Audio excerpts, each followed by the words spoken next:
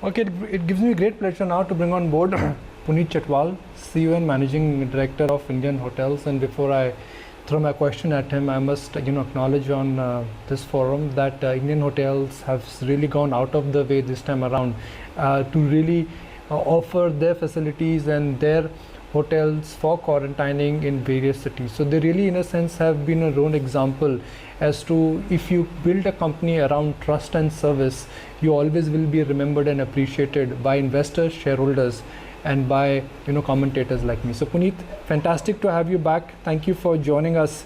Before I get into specifics of how things are evolving for Indian hotels and for the hotel industry, I sincerely hope all is well at Indian Hotels and Taj Group of Hotels. Thank you, Nikunj. Thank you for having us in your show today.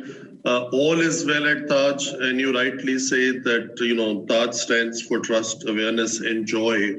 And I'm glad that in this time of pandemic, we have been able to rise to the occasion and inculcate or reinforce the trust that we have cherished over 100 years of our stakeholders. So I think it's very nice to see that.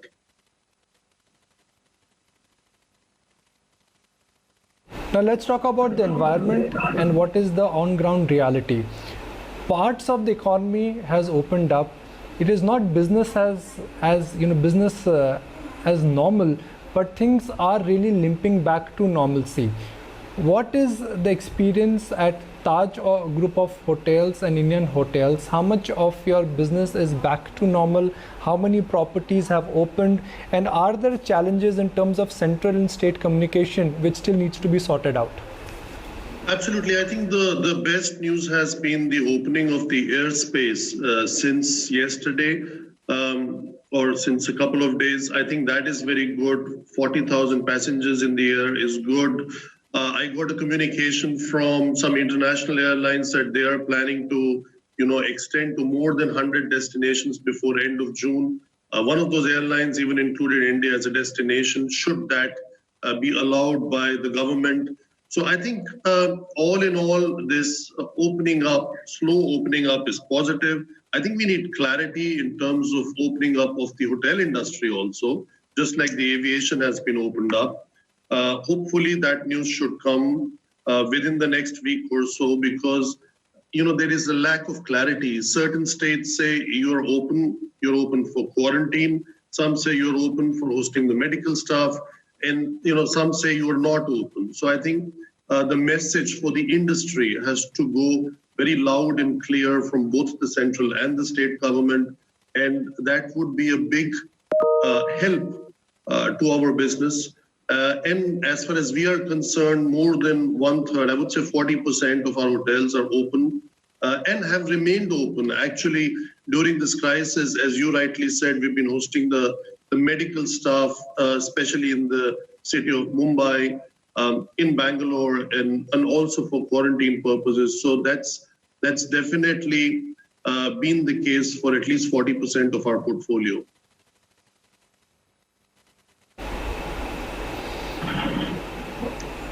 Specifically, nothing has come from the government for the hospitality and the tourism industry. This industry accounts for nearly 10% of the GDP directly or indirectly. So on that front, are you a bit disappointed and frankly worried that a sector which creates employment and is a larger driver to the GDP, whether it's 8% or 9%, that's debatable, but it is certainly more than 5%.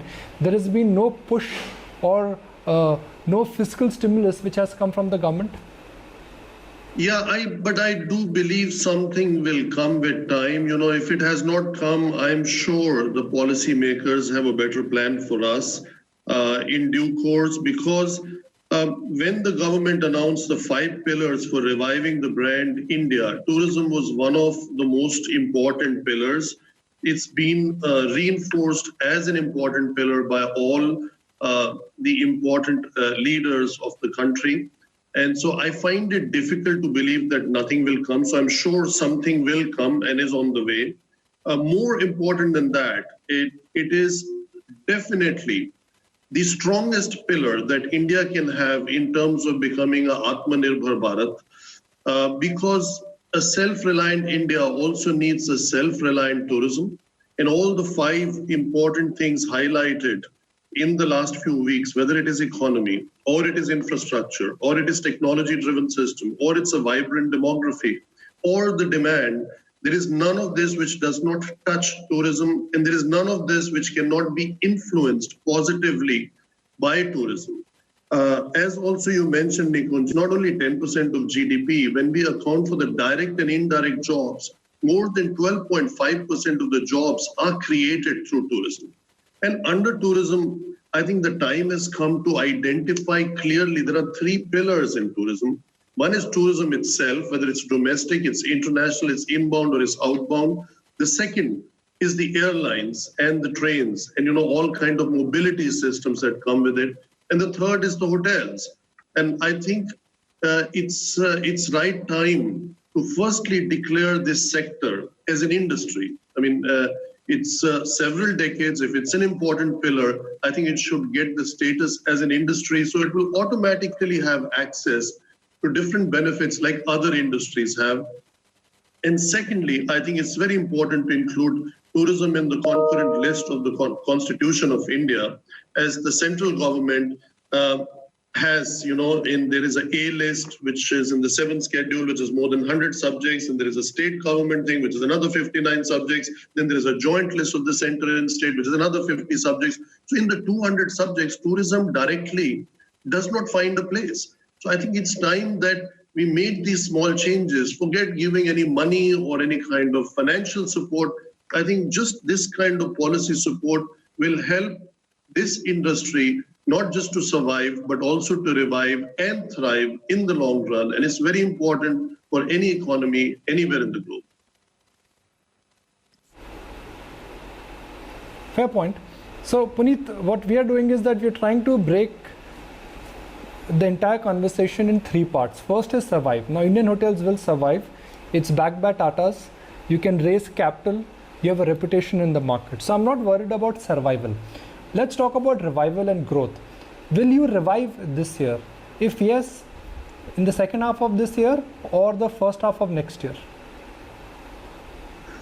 Well, I think I do believe that the survival of the business, okay, your question is related to Indian hotels. Before I come to that, I think for the hotel industry, in my capacity as the executive member, together with my colleagues of the Hotel Association of India, I think it's very important for all of us to survive. It's not just because we are a publicly listed company, we have access to capital, we have great brands, that only we have the right to survive. I think in any kind of healthy economy, competition is good. The general well-being of the industry is good. The general growth of the industry is good. And we would like to then benefit from that and have a higher share of it. So now coming to Indian hotels, of course we will survive. We have done very well, as you know, Nikunj, in the last 8 consecutive quarters. We are going to announce our results very soon. They are being audited. So our results announcement for 31st March is around the corner on the 10th of June. That's what it's slated for. So I think the survival part, having access to cash, having other new sources of revenue, and which we will discuss maybe on my next visit to your studio, hopefully in person and not over a Zoom call. So that part is, I think we are fairly okay with that. When it comes to revival, I think, as I said before, in line with the message of the government of being Atmanirbhar, there is no better opportunity than now to put domestic tourism as a focus. There are 26 million people on an average which have been traveling outside of India. They can't travel because there are no international flights. That's a potential which we have never had before, especially in the summer months, especially going on till September. That was a traffic which was going outside of India because India becomes very hot. Now, that disproportionate factor that is available is a low-hanging fruit.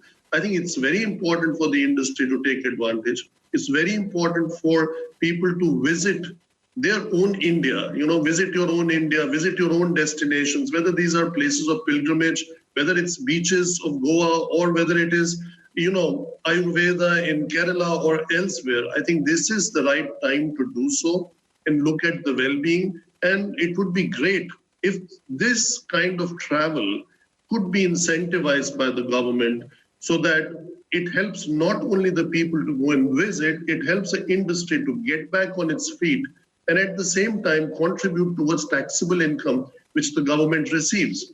Now, that's the revival part. When it comes to thrival, I think a lot of things have been addressed, including building new airports, ease of travel, ease of doing business, having the right infrastructure, having the right roads, making India an affordable destination versus its other competitors in Southeast Asian region.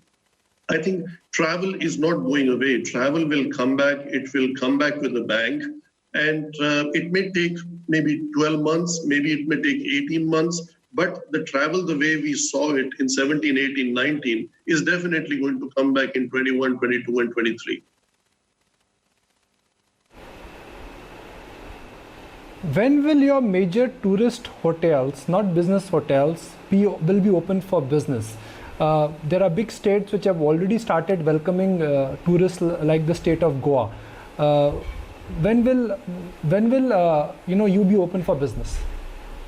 Well, there are some green shoots, as we are seeing in Bangalore, for example, the state of Karnataka, as you now said, Goa will be opening up as of June. But I think more important is also the travel between the state borders. I mean, as long as I have been around, which is going to be almost 40 years in this industry, I have never seen that, state borders between different states of India have been shut down. So I think all that has to open up. Initially, in my opinion, the business will come more through driving around, and we have a plan in place for those kind of driving holidays, which we'll announce. But first, the places, as I said, have to be opened up. A strong message has to go, yes, you are open as of then and in all these possible states. And I think once that message goes very clear, then we are ready to welcome our guests, and we are ready to have people coming back and experiencing Tajness, which has become, a part and parcel of a lot of people who are, kind of having an emotional connect with our brand. So, and we call it now, we are going to send today, as we speak, something which we call Tajness, a commitment re-strengthened. And that's a commitment which has been re-strengthened with new hygiene norms, with new, safety and security standards for both our guests as well as our associates. And hopefully everyone can cherish, experience, and, delight themselves with what they have missed over the last few months. Well, I hope it starts soon. I'm always being a big votary of Indian hotels and the Taj experience. Now, Puneet, Indian hotels in last 18 quarters has done a lot of hard work, something which you alluded to, something which you've discussed earlier also. Do you think you'll have to start fresh now? Because it will be difficult to map cash flows now. Business travel will definitely not be that normal. You'll be forced to cut more overheads. Do you think you need to go back to the drawing board and start planning again? We don't think we have to go and do that. That's what we have been doing for the last 9 weeks. And as I said just now, the day we get the green light to open all our hotels, we will announce a lot of initiatives and a lot of new sources of revenue. We are ready to go. As I said, we are impatiently waiting. We have been on the drawing board. We have drawn our plans. We have drawn our strategies. But there is no point to start execution on that if you are not officially allowed to open. So I think we need clarity on that as early as possible. And I think once that clarity comes, whether it's in the state of Himachal or it's in the state of UP or it's in the state of Maharashtra, I think we need that clarity as soon as possible and some kind of a guidance. And then our plans are ready to get into the execution mode. Your stock is down from 160 levels to 70. Nobody wants the stock price to go down. But I'll tell you what the concerns are. The concerns are that even when economy will normalize, weddings will not happen that many. The banquet halls could remain empty, and business travel surely will come down. So a lot of market men I speak to and your erstwhile investors are of the view that the hotel industry dynamics will change even when the infection starts speaking out, because social distancing, parties, marriages, banquets, business conferences, they all will take a back seat. Nikunj, definitely there will be a short-term impact, as you said. It's not, our memories are very short and people come back to a normal self depending on where you are in that life cycle. So for example, now we say we are in a during COVID state, then there will be a post-COVID, and then there is a post-vaccine. When I got some pictures of some flights where people traveled in the last few days, that looked very different. There was no social distancing. So yes, there is a restriction. We have done a few events. Let's say in Bangalore, we did a couple of events which were restricted to 50 people only instead of 500 or 1,000. So there is that short-term impact. And maybe it is right because we need to control the spreading of this virus. And without social distancing, it is very difficult to control that. So safety obviously comes first. Safety always comes first, including for us as a brand. So I think there is an impact that is there as we speak. Then there will be a lesser impact, which is the post-COVID, when the numbers stop rising and we see the flattening of the curve. And then there will be a new normal, which we'll see post-vaccine phase. So whether the vaccine is 2 months away, 3 months away, or 6 months away, once that is there, I think we will again be celebrating weddings with the pomp and show that we have had, because that's a natural human desire. To go out and eat is a natural human desire. To go and travel to new destination is a need and want that needs to be satisfied. You can curb it for a few months. You can curb it maybe even for a year, but eventually it is going to come back. Doing business in person is also a natural human desire. I don't think just because we have had COVID now forever, we will only have Zoom calls when we interview with ET Now. I think there will be some kind of meetings in person, whether you come to our office or I come to your studio. So there will be a new normal. When it will be, that's definitely a big question, whether it takes 3 months or 6 months or 9 months, but it's not going to take 3 years or 6 years or 9 years. Okay, Puneet, a year ago, 18 months ago, 24 months ago, everyone who was tracking Indian hotels had the following comment: we love the India business of Indian hotels. Taj is a great brand, but we worry about the global businesses, whether it's New York or whether it is in London. Those economies have opened up. So what was the biggest drag for you? Could that be the big savior for this year? St. James property and the other properties in Europe? This way, they are definitely not a drag. And they are not a drag because although they were shut down, the policies which you have read yourself and heard coming in the US in terms of furloughing and the aid given by the government in terms of fixed costs has been huge. So for example, rates, what is called rates in the UK is property tax. In other countries is a very significant amount of cost. So for St. James kind of a property together with Buckingham Gate, that's a huge expense. That has been waived off for this year.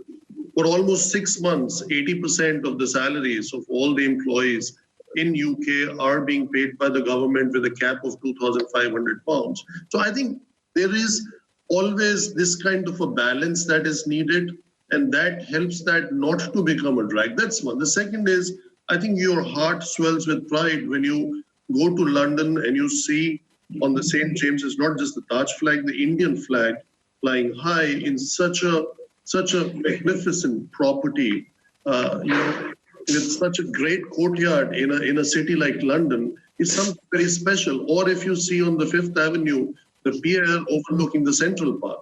So I think these are things that help to build a brand, and they are not a drag. On the contrary, That is what does the brand building. That's what brings the international business to you. That's what makes your name recognized in the rest of the world. That's what helps you to get a higher market share. And I must thank, all of my predecessors who actually helped to acquire a property in London. So I think it's very, very positive. And London has been a great contributor to our bottom line in the last few years that I have been with the company. Okay, final question, Puneet. In this entire lockdown, all of us had moments of anxiety, fear, joy. Small things make us happy and sometimes small things make us sad. What's been the toughest day for you, where you were nervous, you were slightly, on the back seat? How did you battle that? And what has been the biggest moment of victory or a small, gain for you? A very difficult one, Nikunj. Put me on the spot. I think, if I'm very honest, every day has been an anxious moment. Every day has been difficult in terms of going to the drawing board in devising a strategy that balances our core values of trust, awareness, and joy together with the values of Tata Group, and still trying to, find the best business model. So that's definitely been anxious moments which are there every day. The biggest moment of joy has been how the team has come together, the entire management team. I would not say just the people in the ExCom, but we have a top leadership team of top 25 to 30 people. And we've had great moments. They are especially having, a lot of people coming and address us, including, I would not tell you on this on television, but we have a great speaker today also, and that's actually going to be, which we have decided, our concluding session after 9 weeks of having these meetings on a daily basis for 2 hours. So that's definitely a moment of victory because unity, trust, and standing up for each other and helping out each other is the most important thing in a crisis. And I think the team has shown that DNA in a great form, and that's been the best moment for me.